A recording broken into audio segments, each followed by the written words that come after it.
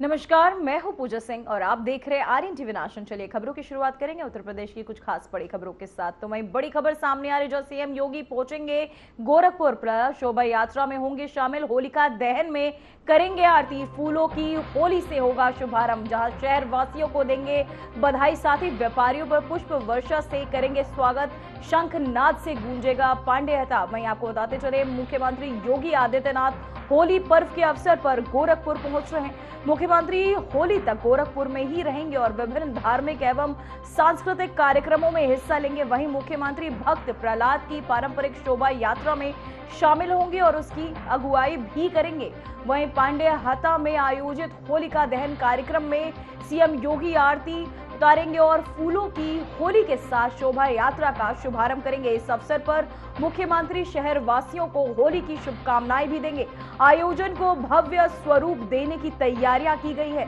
स्थानीय व्यापारी शंखनाद और पुष्प वर्षा के साथ मुख्यमंत्री का स्वागत करेंगे, जिससे पांडे हाता क्षेत्र उत्सव में माहौल में गूंज उठेगा। प्रशासन द्वारा कार्यक्रम को लेकर सुरक्षा और व्यवस्थाओं के पुख्ता इंतजाम भी किए गए हैं।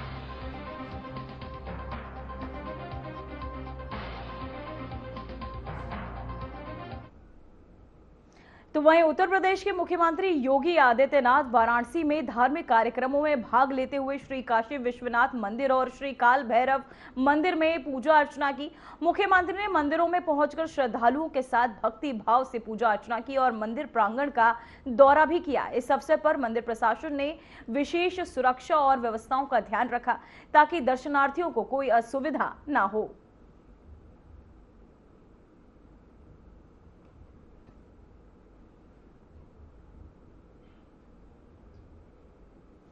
तो वहीं उत्तर प्रदेश के मुख्यमंत्री योगी आदित्यनाथ ने वाराणसी में नए सिंथेटिक हॉकी टर्फ ग्राउंड में विकास कार्य का निरीक्षण किया। मुख्यमंत्री ने निर्माणाधीन मैदान का दौरा करते हुए अधिकारियों को परियोजनाओं की प्रगति और गुणवत्ता की समीक्षा के निर्देश भी दिए। उन्होंने कहा कि खेलों के क्षेत्र में बेहतर सुविधाएं युवाओं के लिए नई संभावनाएं और अवसर प्रदान करेंगी। इस अवसर पर स्थानीय खेल अधिकारियों और परियोजना टीम के सदस्य भी मौजूद रहे।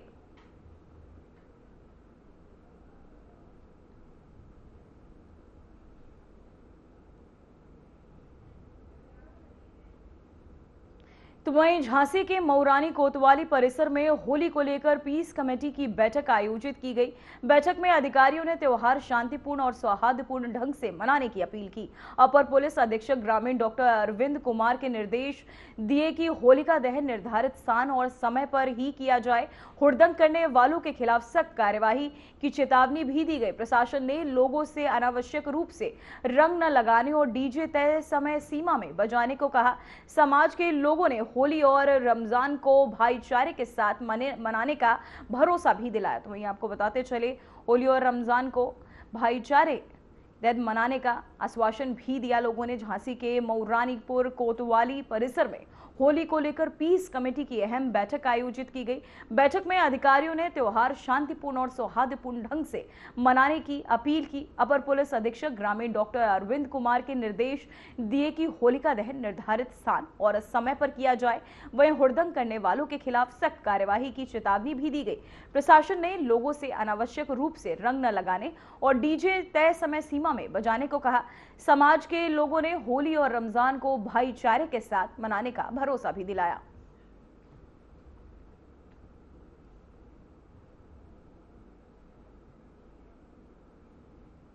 तो वहीं महाराजगंज में नेपाल चुनाव को देखते हुए भारत नेपाल अंतर्राष्ट्रीय सीमा 72 घंटे के लिए सील कर दी गई है। ये पाबंदी 2 मार्च की रात 12 बजे से 5 मार्च की रात 12 बजे तक प्रभावी रहेगी। सुरक्षा व्यवस्था को मजबूत बनाने के लिए दोनों देशों के प्रशासनिक और पुलिस अधिकारियों के बीच उच्च स्तरीय बैठक हुई, जिसमें सीमा प्रबंधन और सतर्कता बढ़ाने पर सहमति बनी।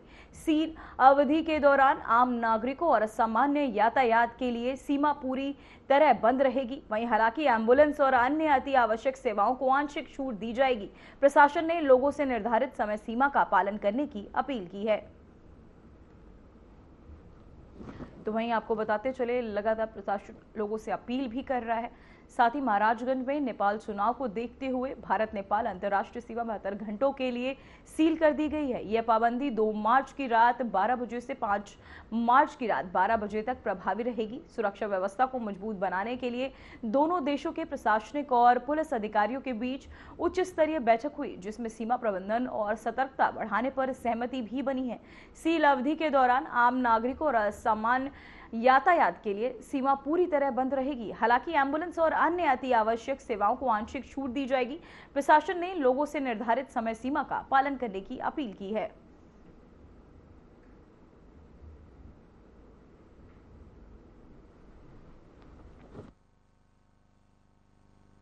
देखिए, आज ये नो मैंस लैंड पे हम लोगों ने एक शॉर्ट मीटिंग करी है और इसमें जो नेपाल में चुनाव है, जो हम लोगों को जो एक समन्वय बनाना है, समन्वय पे बातचीत हुई है और हम लोग का एक जो आपसी समन्वय बना हुआ है उसको किस तरह से और स्ट्रेंथन किया जाए, ताकि जो हम लोगों के अपने जो रूटीन के कार्य हैं और जो हमारे जो आप कह लें जो इस साइड के जो लोग हैं वो उनका कोई हित प्रभावित ना हो, इन सभी मुद्दों पे बात हुई है। जो इनके यहाँ 5 मार्च को चुनाव है, इसके लिए बेसिकली जो नेपाल का इनका रिक्वेस्ट था कि 72 आवर्स से इसका बॉर्डर सील करने का 2 मार्च से।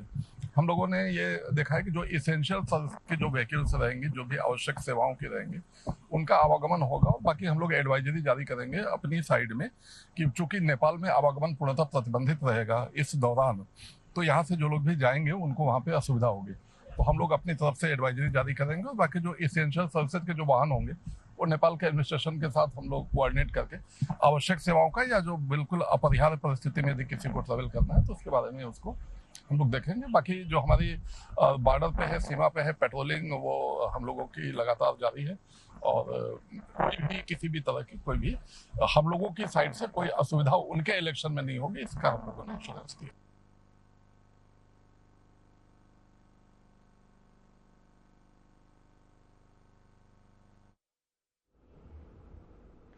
तो वहीं ईरान के supreme leader ayatollah Ali Khamenei के निधन की खबर के बाद सीतापुर जिले में एहतियातन सतर्कता बढ़ा दी गई है।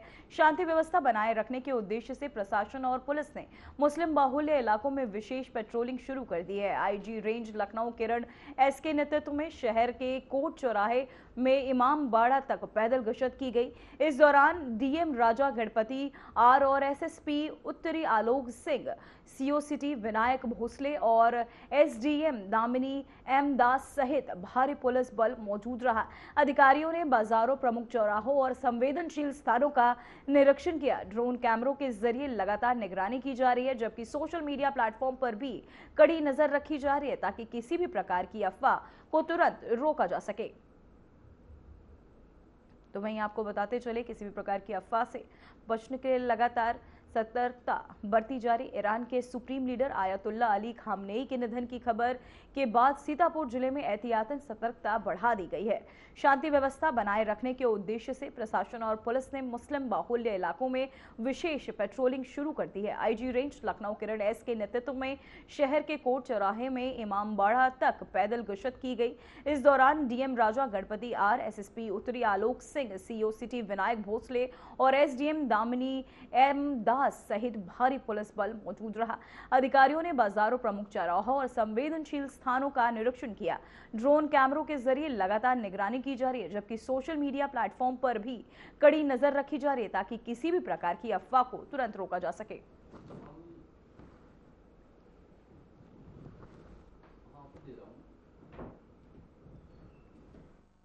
देखिए, आगामी त्योहारों की कई सारे त्योहार आ रहा है, इसी के सिलसिले में आना हुआ था।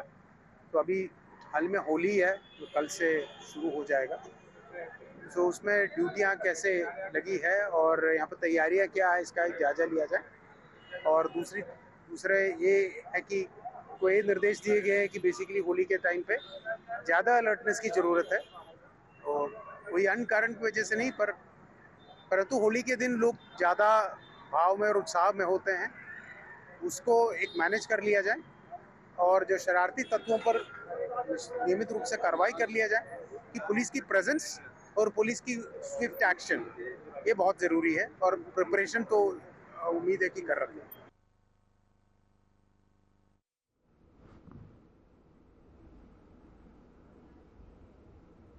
तो वहीं होलिका दहन से पहले हापुड़ में श्रद्धालुओं की बड़ी संख्या पूजा अर्चना के लिए निर्धारित होलिका दहन स्थल पर पहुंच रही है। शहर के विभिन्न इलाकों से लोग परिवार सहित पूजा सामग्री लेकर स्थल पर एकत्रित हो रहे हैं।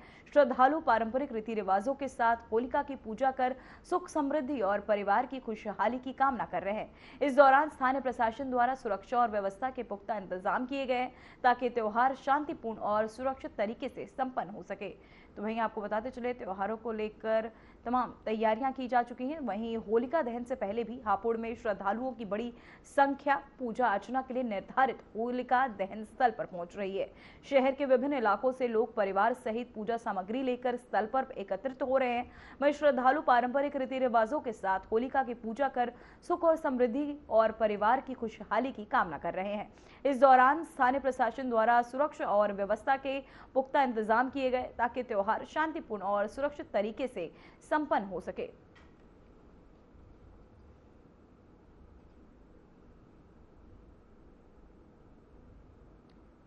तो वहीं आपको बताते चले, प्रशासन ने सुरक्षा व्यवस्था को लेकर भी तमाम इंतजाम किए। जहां होलिका दहन के लिए सभी स्थल पर पहुंच रहे। होलिका दहन से पहले हापुड़ में श्रद्धालुओं की बड़ी संख्या पूजा अर्चना के लिए निर्धारित होलिका दहन स्थल पर पहुंच रही है। जहां शहर के विभिन्न इलाकों से लोग परिवार सहित पूजा सामग्री लेकर स्थल पर एकत्रित हो रहे हैं। श्रद्धालु पारंपरिक रीति रिवाजों के साथ होलिका की पूजा कर सुख और समृद्धि और परिवार की खुशहाली की कामना कर रहे हैं। इस दौरान स्थानीय प्रशासन भी मुस्तैद है, साथ ही सुरक्षा व्यवस्था के भी तमाम पुख्ता इंतजाम किए गए ताकि त्योहार शांतिपूर्ण और सुरक्षित तरीके से संपन्न हो सके।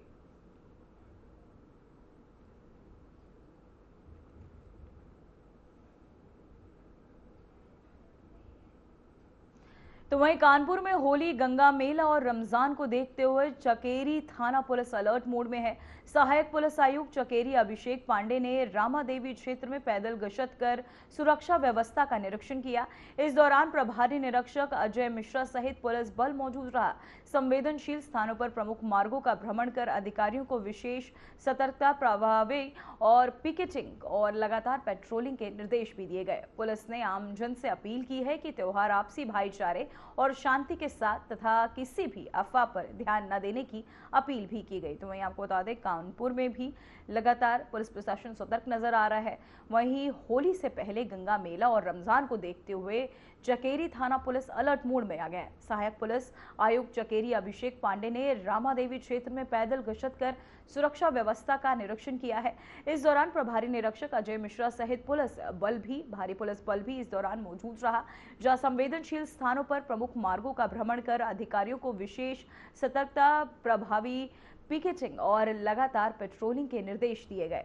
पुलिस ने आम जन से अपील की है कि त्योहार आपसी भाईचारे और शांति के साथ मनाएं तथा किसी भी अफवाह पर ध्यान न दें।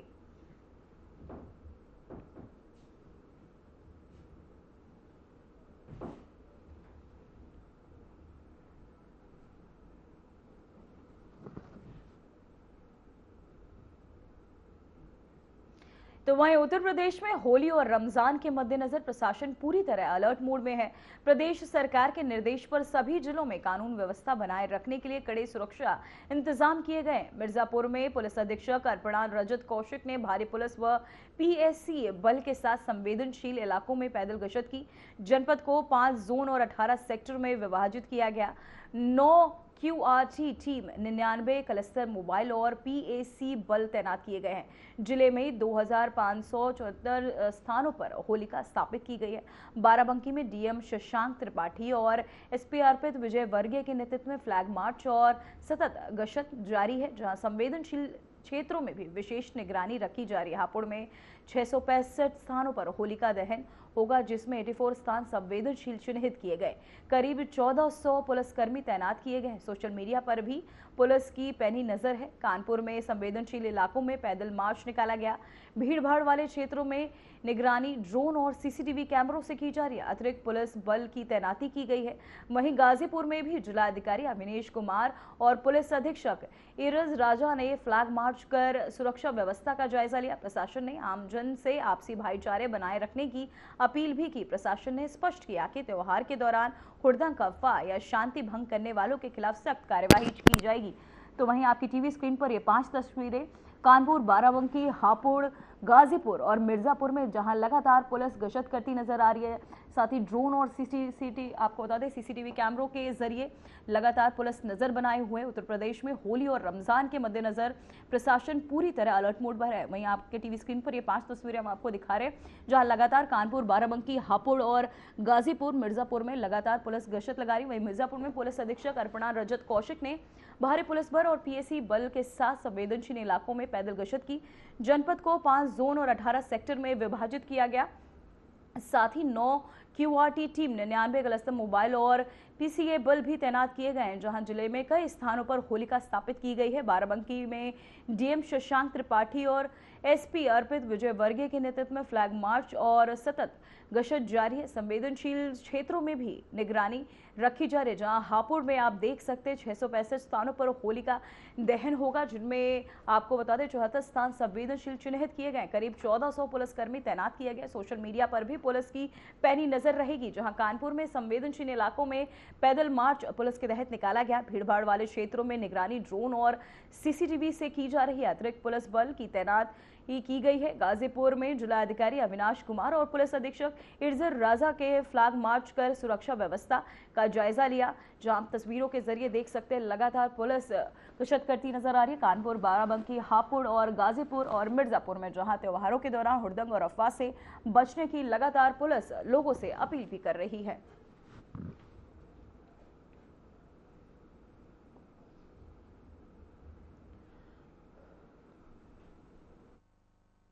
देखिए, माननीय मुख्यमंत्री जी के निर्देश हैं कि होली के त्योहार के दृष्टिगत सतर्कता रखनी है हम सब लोगों को, ताकि शांतिपूर्ण, कुशलतापूर्वक सब लोग होली का त्योहार मना सकें। उसी के दृष्टिगत मेरे और पुलिस अधीक्षक महोदय द्वारा आज रूट मार्च गाजीपुर शहर में किया गया। उसका मुख्य उद्देश्य यही है कि जनता को ये रहे मन में कि हम लोग प्रशासन जो पूरी तरह कटिबद्ध है शांतिपूर्ण होली का त्योहार मनाने के लिए। और इसी के क्रम में सभी तहसीलों में भी एसडीएम और सीओ द्वारा भी ज्वाइंट मार्च किए जा रहे हैं। और सभी थानों को भी ये निर्देश है कि वो अपने अपने क्षेत्र में इस प्रकार के मार्च आयोजित करें। होलिका दहन एवं होली का त्योहार आगामी अगले 2 दिनों में है, तो उसको लेकर पूर्ण सतर्कता जनपद में विभिन्न स्थानों पर बरती जा रही है। प्रत्येक थाने में आज बड़े पैमाने पर फुल राइड कंट्रोल इक्विपमेंट के साथ हम लोग का फुट मार्च हुए हैं, जिसमें सभी प्रशासनिक अधिकारी एवं पुलिस अधिकारी विभिन्न स्तर के सम्मिलित हुए हैं। उसी क्रम में आज शहर में मेरे द्वारा एवं डीएम सर के द्वारा यहाँ पर फुट मार्च किया गया। और इसके साथ साथ रमजान को लेकर भी पूर्ण सतर्कता है। और हम सभी त्योहार जैसे पूर्व में इस जनपद में अच्छे ढंग से होते आए हैं, उसी तरह से ये त्योहार भी हम लोग सकुशल संपन्न कराएंगे। जैसा कि आपको विदित है कि होली का त्योहार आ रहा है। होली का दहन कल करा जाएगा, उसके बाद फिर होली लोगों द्वारा मनाई जाएगी। जनपद में 2554 जगह पे होलिका दहन स्थल है। इसके संबंध में पुलिस द्वारा पूरे जनपद को 5 जोन और 18 सेक्टर में बांटा गया है। इसके साथ साथ लगातार रखने के निर्देश दिए गए हैं। इसके क्रम में 9 क्यूआरटी, 99 गलस्तम मोबाइल्स को भी पूरे जनपद में तैनात किया गया है। सभी संवेदनशील जो जगह है वहाँ पर पुलिस की तैनाती की जा रही है। अक्सर लोग यहाँ पे होली के त्योहार के दिन जहाँ पर भी होली त्योहार मनाने आते हैं, सामूहिक रूप से इकट्ठे होते हैं, उसकी सुरक्षा की दृष्टिगत यहाँ पर पुलिस की तैनाती की गई है। लगातार फुल पेट्रोलिंग सभी चौकी प्रभारी द्वारा, सभी थाना प्रभारी द्वारा, सीओ द्वारा, सभी गश्त ऑफिसर द्वारा की जा रही है। तो वहीं होली और रमजान से पहले खाद्य सुरक्षा विभाग ने बड़ी कार्यवाही करते हुए मिलावटखोरों पर शिकंजा कसा है। आयुक्त खाद्य सुरक्षा और औषधि प्रशासन लखनऊ और जिलाधिकारी के निर्देश पर जनपद में ताबड़तोड़ छापेमारी की गई। रामसेनी घाट और सिरौली, घोसपुर, फतेहपुर और रामनगर क्षेत्रों में संयुक्त टीमों ने 12 प्रतिष्ठानों का निरीक्षण किया और 6 नमूने संग्रहित किए।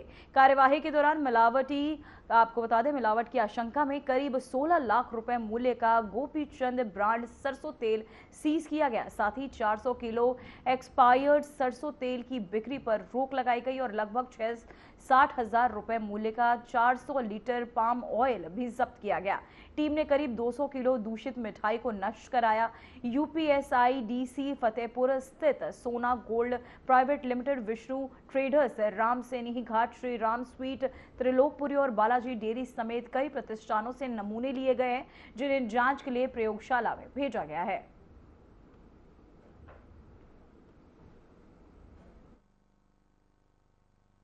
तहसील रामसनई घाट में खाद्य सुरक्षा विभाग की टीम के द्वारा जिलाधिकारी महोदय के निर्देशन में कई दुकानों पर सैंपलिंग करी गई है और जो खराब सामग्री जैसे कि फफूंद लगा हुआ कोई खोया, पनीर या दुर्गंध आने वाला कोई खाद्य पदार्थ या बहुत पुराना खाद्य पदार्थ जो कहीं स्टोर करके फ्रिज में रखा रहता है, उन सभी को नियमानुसार नष्ट कराया गया है और गड्ढे में दफन कराया गया है।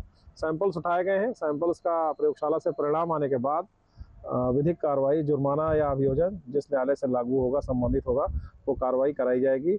हड़कंप जैसी स्थिति नहीं है। प्रयास ये किया जाता है कि खाद्य सुरक्षा टीम जा करके दुकानदारों से सैंपलिंग करे, क्योंकि व्यवसाय का समय है, व्यवसायियों का भी अपना हित है और इसलिए अनावश्यक पुलिस या इस तरह की चीज़ें उनके साथ नहीं भेजी जाती हैं। लेकिन हम लोग की जानकारी में रहता है, अगर कहीं कोई समस्या होती है, कोई प्रतिरोध होता है, तब फिर जो है पुलिस और मजिस्ट्रेट जो है फिर वो सामने जा करके सैंपलिंग अपने सामने करवाते हैं और कहीं से कोई शिकायत भी नहीं मिली है। और उत्तर प्रदेश सरकार का और जिला प्रशासन का उद्देश्य है कि लोगों को गुणवत्तापूर्ण खाद्य पदार्थ उपलब्ध हो सकें। त्योहारों पर विशेष निगरानी इसलिए रखी जाती है कि पुराना और ख़राब माल दुकानदार कई बार खपाने का प्रयास करते हैं, कई बार गैर जानकारी में भी ऐसा होता है।